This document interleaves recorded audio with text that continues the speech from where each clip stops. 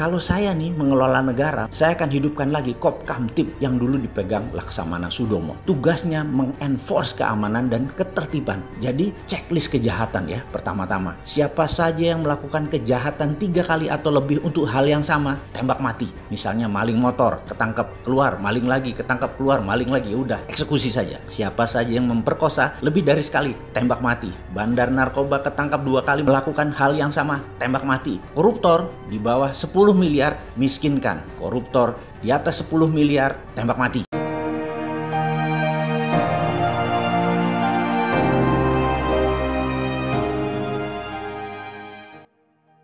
Negara Tiongkok di awalnya ada banyak proyek yang membangunnya dengan menggunakan uang dolar atau pinjaman dolar. Ketika di tahun 2017 awal perang dagang dengan Amerika, Tiongkok menyadari ada hal yang berbahaya, yaitu besarnya hutang luar negeri mereka. Karena secara teknis, setelah perang dagang biasanya diikuti dengan perang currency. Kalau perang currency terjadi, misalnya seperti di Indonesia di tahun 98 yang menggulingkan pemerintahan Soeharto, currency warfare-nya dilakukan rupiah dibanting minus 500%. Maka mereka melakukan strategi. Tiongkok melakukan yang namanya export debt atau mengirim hutang ke luar negeri. Tiongkok itu bukan jago ekspor barang produksi saja, namun mengekspor hutang mereka juga bisa.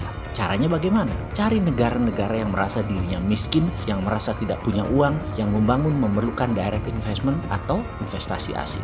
Diinfiltrasi dulu idenya ke penguasa bahwa investasi asing itu penting untuk masuk ke negara yang tidak punya uang. Padahal itu hanya ide saja. Kalau pejabatnya nggak ngerti, perlu uang asing, dolar misalnya, atau perlu investasi asing untuk membangun, nah masuk tuh barang. Ketika sudah percaya bahwa satu-satunya cara membangun adalah dengan investasi asing, maka masuklah satu paket barang Tiongkok tadi. Mesin tadi yang di Tiongkok yang berhutang dengan negara Amerika atau negara asing, mesinnya dibongkar, dipreteli, direkondisi supaya terlihat baru, lalu dikirim ke negara yang mau diinvest dengan nilai harga baru. Masuk ke negara yang mau diinvest tadi, tidak dengan uang sepeser pun mereka keluarkan modal. Barang tadi dari Cina masuk, dibangun oleh Tiongkok, dipasang oleh Tiongkok, dikendalikan oleh Tiongkok, dioperasikan oleh mereka di negara lain. Lalu negara yang diinvest tadi senang karena tidak pakai modal, di mana Tiongkok dikesankan sebagai negara komunis yang baik sekali, mau membantu ekonomi negara tersebut.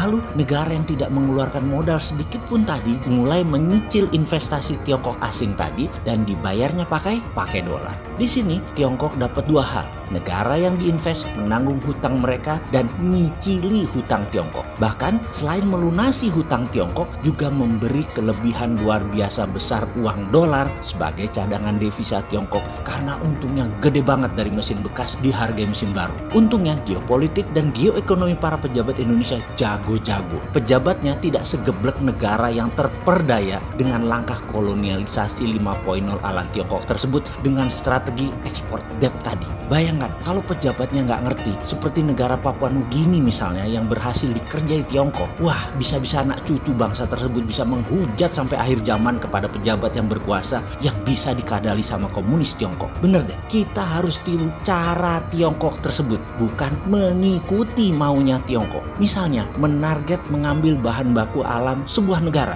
Karena aslinya Tiongkok itu tidak punya bahan baku mineral di negaranya. Kalaupun punya, itu bukan dari tambang di Tiongkok, tetapi tambang di Afrika, tambang di Asia Barat, di mana mereka beli bahan baku mentah yang termurah, dibuang sedikit pengotornya lalu semua diangkut. Sehingga logam tanah jarang, rare earth yang mengandung 17 unsur seperti scandium, yttrium, 15 unsur lantanida seperti lanthanum, samarium, europium, cerium, terbium, dan lain selanjutnya. Semua mineral sebuah negara kalau perlu yang ada di daftar tabel periodik diambil semua sama mereka. Kita semua tahu logam tanah jarang itu mineral ikutan. Jadi negara penghasil mineral seperti banyak negara Afrika, pejabatnya dibeli oleh Tiongkok. Undang-undang negara penghasil mineral tersebut diyakinkan bahwa bayar mineral utama yang termurah saja. Dan Tiongkok selalu berhasil menipu daya negara-negara Afrika tersebut. Banyak negara sudah berhasil Tiongkok kadali. Sekali lagi, untung negara Indonesia pejabatnya dan anggota parlemennya pinter-pinter dan nasionalis. Nggak segoblok pejabat dan politikus negara Afrika yang suka duit murah dengan menjual menjual tanah air mereka sehingga usaha seperti yang Tiongkok lakukan di Indonesia tidak berhasil. Alhamdulillah, amin ya robbal alamin. Amin ya Allah, Engkau limpahi bangsa Indonesia dengan pemimpin yang peduli, yang mendahului rakyatnya daripada kepentingan partainya, bahkan daripada keluarganya. Pejabat Indonesia lebih mementingkan rakyatnya. Amin ya Allah. Juga ada yang penting lagi yang wajib ditiru dari Tiongkok adalah bagaimana keluarga pejabat dibawa mengunjungi penjara koruptor. Di sana keluarga pejabat tersebut sengaja diperlihatkan pejabat koruptor yang dihukum diletakkan di penjara yang sangat miris sekali dilihatnya sehingga badan mereka kurus kering sambil menunggu hukuman mati. Efek keluarga, anak, istri, ayah, ibu dibawa ke penjara koruptor tadi berhasil membuat keluarga pejabat menghentikan niat aji mumpungnya memanfaatkan fasilitas negara untuk kepentingan sendiri atau kelompoknya. Dengan demikian pejabat tidak akan berani korupsi. Kalau sekarang di Indonesia bagaimana? Sudahlah, kalian yang jawab. Road trip perjalanan keluarga pejabat ke penjara para koruptor bisakah dijalankan? Iya, ini adalah salah satu cara membasmi korupsi dan saya yakin pejabat sekarang pasti akan menjalankan contoh baik yang dilakukan oleh Tiongkok ini dalam waktu segera. Berikutnya adalah bagaimana menghentikan korupsi cross border country, yaitu proyek yang transaksinya terjadi di luar negeri, di mana korupsi dan kickback ataupun fee karena tidak bisa terdata. Jadi mengerti kan kalau banyak pejabat di Tiongkok melakukan proyek di luar negeri adalah untuk bagi-bagi kue jabatan. Jadi kalau ada proyek Tiongkok di Papua Nugini, pejabat Cina ngantongin duit dari Papua Nugini, pejabat Papua Nugini ngantongin duit dari proyek Tiongkok. Yang Tiongkok korupsi duit Tiongkok di luar negerinya, pejabat Papua korupsi duit negaranya di luar negeri. Disinilah mengapa pejabat banyak negara senang berinvestasi asing di sebuah negara, karena masing-masing pihak bisa cross data dan cross transaksi di luar negara masing-masing yang sulit dibaca oleh PPATK negara masing-masing. Jadi hilang peluang korupsi di dalam Tiongkok, diubah korupsinya di luar Tiongkok. Di sisi ini kita mengingatkan, yang di dalam Tiongkok kita tiru dengan keluarga dibawa road trip ke dalam penjara koruptor. Nanti terlihat dengan jelas betapa titik-titik sarana penjahat koruptor itu di penjara di Indonesia. Lalu masih bisa main di luar negeri ya ternyata. Lalu bagaimana menyetop sementara cara bernegaranya adalah mengajak investasi asing masuk? Kok jadi serba salah begini ya bernegaranya? Sekali lagi, untung itu semua terjadi bukan di negara kita yang tercinta ini, tapi di negara tetangga yang berdebah itu. Hari ini santai mas, saya kirim jemputan ke rumah, jam 14 kita ketemuan bagaimana? Sebuah WA yang saya hanya jawab, siap. Maka dalam waktu kurang dari 30 menit tibalah saya di wilayah dalam tanda petik terbatas dan terlarang. Dalam diskusi panjang penuh dengan candaan, itu adalah ciri khasnya tanpa terasa jam menunjukkan pukul 16-an. Di mana sang tuan rumah mengatakan, kok saya lapar ya? Mas Bosman bagaimana? Yang saya jawab cepat, lapar lah. Lalu dua orang dipanggilnya dan dia berkata, saya ingin bakmi GM, 2 buat Pak Mardigu 1. Yang dijawab, maaf posisi agak jauh, izin. Suasana hening sejenak. Kemudian dia masih di tempat duduknya, menengadahkan wajahnya hanya dengan tatapan mata dalam.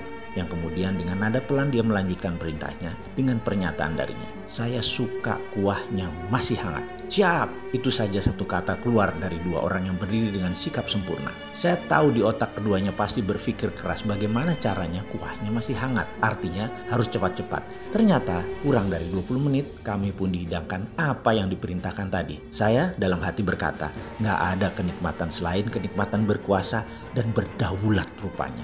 Berhadapan dengan orang yang hanya satu level di bawah penguasa sebuah negara, ternyata secara internal organisasinya, mereka orang yang bukan hanya dihormati, tetapi kata-katanya adalah perintah, batuknya adalah kode, jalannya adalah ajakan, telunjuknya adalah arah, genggamannya adalah masa depan. Sahabat saya ini, saya kenal lama. Dulu seragamnya terang, sekarang gak jelas apa ya, abu-abu atau hitam kali ya. Organisasi yang dia pimpin ini banyak ditakuti orang yang berpikiran negatif buat NKRI ini. Dia pemimpin sekelompok pasukan elit dan shadow, kecil, terpilih, dan sangar. Diskusi kemarin adalah membahas pertanyaan mendasar yang saya berikan kepadanya, di mana dia mengundang saya khusus berdiskusi tentang hal ini. Tinggi mana human right dengan nation right? Tinggi mana hak asasi manusia dengan hak asasi negara untuk bisa hidup utuh dan langgeng? Misalnya, beberapa orang teroris yang membom dan membunuh 200 saudara sebangsa dan setanah air. Namun otaknya teroris yang membela agama agama tertentu, agama yang mengklaim surga adalah milik mereka boleh membunuh sesama saudaranya. Kemudian ketika dia ditangkap beserta kaki tangan dan organisasinya,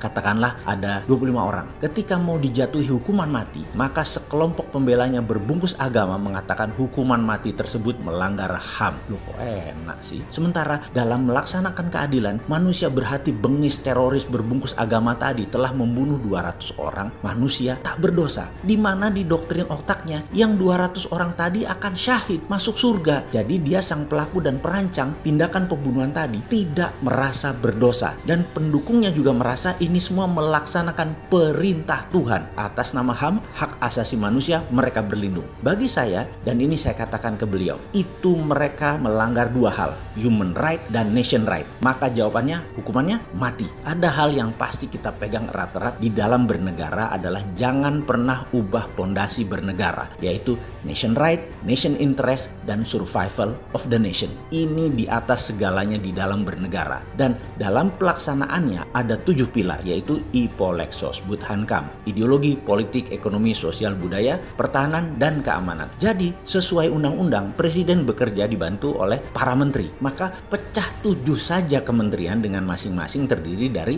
4 alias hanya 28 departemen. Kelar sudah bernegara, gak usah banyak-banyak, sederhana. Namun ya gak sesederhana sekarang cuman pakai MMT 1 menteri doang, jabatannya ad hoc lagi, apa-apa dia lagi, apa-apa 4L lagi. Ya gak sesederhana itulah bernegara. Rumitin dikit lah ben ketok pinter bernegaranya. Balik lagi atas nama nation right. Saya mengatakan kepadanya, kalau saya nih mengelola negara, saya akan hidupkan lagi Kopkamtib yang dulu dipegang Laksamana Sudomo. Tugasnya mengenforce keamanan dan ketertiban. Jadi checklist kejahatan ya. Pertama-tama, siapa saja yang melakukan kejahatan 3 kali atau lebih untuk hal yang sama, tembak mati. Misalnya maling motor, ketangkep, keluar, maling lagi, ketangkep, keluar, maling lagi, udah eksekusi saja. Siapa saja yang memperkosa lebih dari sekali, tembak mati. Bandar narkoba ketangkap 2 kali melakukan hal yang sama, tembak mati. Koruptor di bawah 10 miliar, miskinkan. Koruptor di atas 10 miliar, tembak mati. Misalnya, kita ambil contoh negara tetangga. Apa yang dilakukan Duterte? Ini adalah tindakan dirinya atas nama nation right. Dan dia berhasil menurunkan angka pemakaian narkoba hingga 90% dan menurunkan tindak kriminal di Filipina hingga tinggal 30%. Tegas, kejam, terarah. Itu baru pemimpin. Siapa organisasi resmi negara yang akan menjalankannya? Ya organisasi ini. Demikian jawaban singkat saya kepadanya. Lapor gih ke RI1 dan jajaran yang berkepentingan. Kriminal di Indonesia harus diselesaikan secara adat, secara nation right. Tak perlu semuanya dieksekusi. Efek jerah pasti didapat. Berhamburan mereka lari ketakutan sisanya.